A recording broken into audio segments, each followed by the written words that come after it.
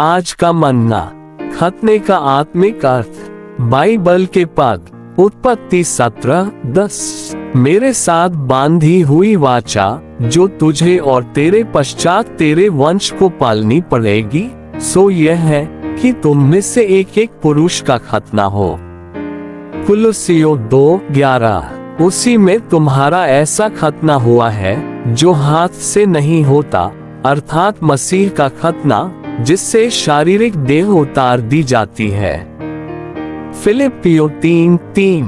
क्योंकि खतना वाले तो हम ही हैं जो परमेश्वर के आत्मा की अगुवाई से उपासना करते हैं और मसीह यीशु पर घमंड करते हैं और शरीर पर भरोसा नहीं रखते।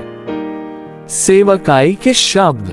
ये 2 पदें बताती हैं कि खतना क्या है। सीधे शब्दों में कहें तो खतना मांस को हटाना है। खतना करवाने वालों का रवैया कैसा होना चाहिए? उन्हें मांस में आत्मविश्वास नहीं होना चाहिए और मांस में भरोसा नहीं रखना चाहिए। इसलिए खतना मनुष्य की अंतर्निहित ऊर्जा, उसकी स्वाभाविक सामर्थ्य से संबंधित है।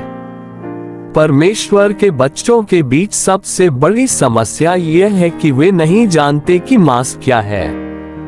बहुत से मसीहियों को जो मांस पता है वह केवल पाप के मामले से संबंधित है।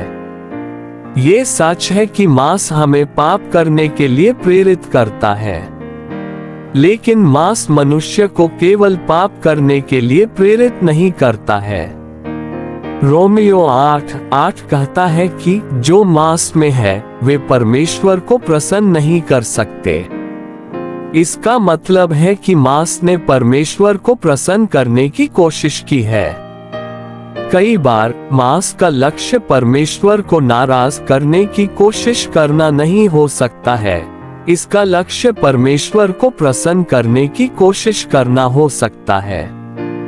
रोमियो 7 हमें दिखाता है कि मांस व्यवस्था का पालन करने, भलाई करने, परमेश्वर की इच्छा पूरी करने और परमेश्वर को प्रसन्न करने के लिए बहुत प्रयास करता है। हालांकि यह ऐसा नहीं कर सकता है। एक बार जब हमारा मांस खतना हो जाता है तो हम खुद में विश्वास नहीं कर पाएंगे।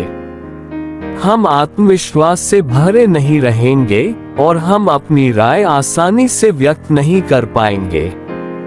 प्रभु के सामने हमें ये देखना चाहिए कि हम कमजोर, शक्तिहीन, असहाय और लड़खड़ा रहे हैं। आमीन। कल जारी रहेगा।